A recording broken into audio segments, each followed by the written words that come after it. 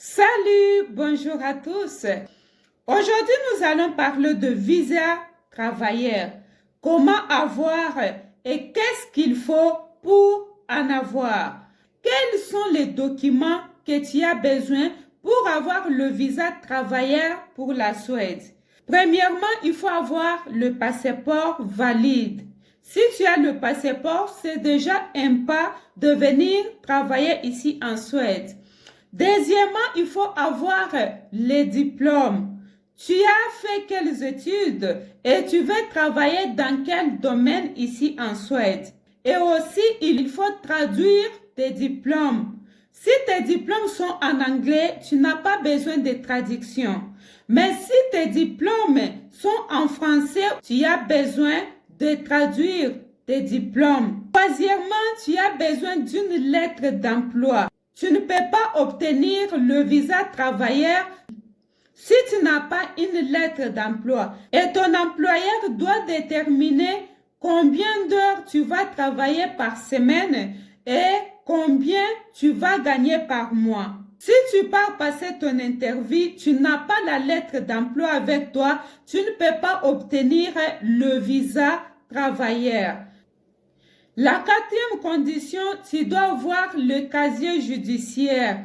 Le casier judiciaire permet à l'ambassade de se rassurer de quel genre de personne tu es. Est-ce que tu es une personne digne de confiance ou pas?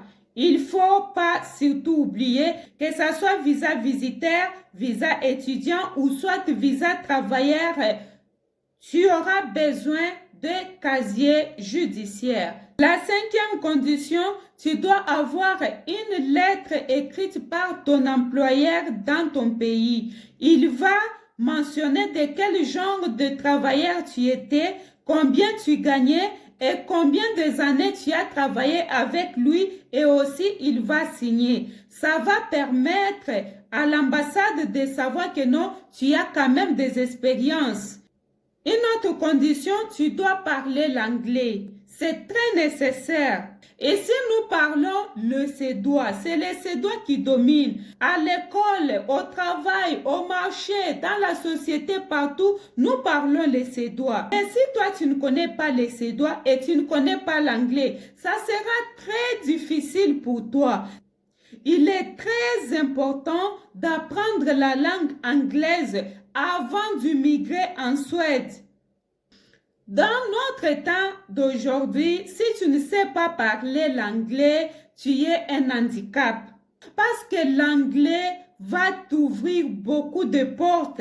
Même dans ton pays là où tu es, si tu connais parler l'anglais, tu peux avoir de bonnes opportunités. Pourquoi? Parce que tu parles l'anglais. Ne négligez pas. Apprenez l'anglais même si vous n'avez pas un projet d'immigrer en Suède. Et aussi, ça dépend dans quel domaine vous voulez venir travailler en Suède. Dans le domaine de la santé, on cherche beaucoup de travailleurs, mais la vérité est qu'il y a beaucoup de conditions. Tu ne peux pas être docteur en Afrique, venir directement docteur ici en Suède. C'est très rare et c'est très difficile.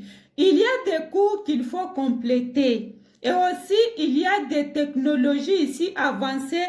Il faut apprendre comment manipuler d'autres appareils qu'on n'a pas en Afrique. Il faut parler l'anglais. Il faut valider tes diplômes.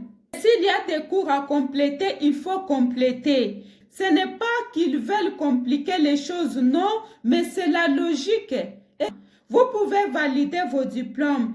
Et une fois validé vos diplômes, on va vous demander peut-être de compléter des cours ou soit un cours. Alors, vous allez prendre l'inscription pour venir en tant qu'étudiant afin de compléter ce cours qu'on vous a donné. C'est possible.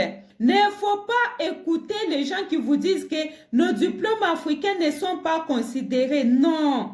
Nos diplômes africains sont considérés, mais il y a aussi des cours qu'il faut compléter. Surtout sur la technologie en Afrique, on n'est pas encore avancé. Quand tu viens ici en Suède, il y a des matériaux qu'il faut manipuler. Et ce n'est pas encore arrivé en Afrique. Et comment est-ce qu'on va t'engager directement docteur et et tu ne sais pas utiliser tel ou tel appareil. Ça ne se passe pas comme ça. Les diplômes africains sont considérés. Le problème en est que nos jeunes sœurs, nos jeunes frères qui viennent ici, ils changent leur date de naissance, ils changent leur nom. Et comment est-ce qu'on va considérer leur diplôme? Parce que quand tu as déjà changé ta date de naissance, tu as changé ton nom, tu n'es plus la même personne qui est dans ton diplôme. Carrément, c'est banni. Carrément, on ne peut pas te considérer. Ça, c'est logique.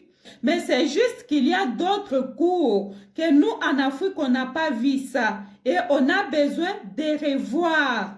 On ne te demandera jamais que tu dois reprendre à zéro. On va juste te demander, tu dois compléter quelques cours. Il y a même les autres qui n'ont pas besoin de compléter.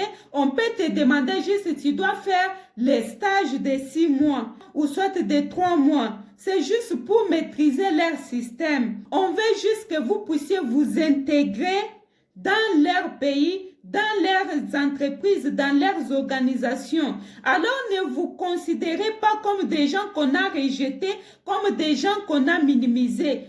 Les gens qui ont la facilité d'avoir le visa travailleur, ce sont les gens qui sont dans le domaine de construction, domaine d'informatique et aussi transport. Ce sont les gens qui ont la facilité d'avoir visa travailleurs. Mais pour les médecins, les infirmiers, les gens qui sont dans le domaine de santé, c'est aussi demandé, il faut compléter quelques cours pour être accepté comme médecin, comme infirmier ou soit comme qui que ce soit dans le domaine de santé. Et aussi la patience. Il faut être patient pour travailler en Suède. Si tu n'es pas patient, il est difficile de trouver un travail en Suède. Voilà un peu les conditions pour obtenir le visa travailleur. Avoir le passeport, avoir le diplôme et aussi traduire, avoir les casiers judiciaires, avoir la lettre d'emploi, avoir la lettre de ton ancien employeur dans ton pays, parler l'anglais, être patient. Tu as des questions personnelles, tu as besoin d'un accompagnement, je mets mon numéro ici, tu peux me contacter et on peut bien discuter. Je vous souhaite bonne chance et aussi merci de m'avoir suivi du début jusqu'à la fin. À bientôt.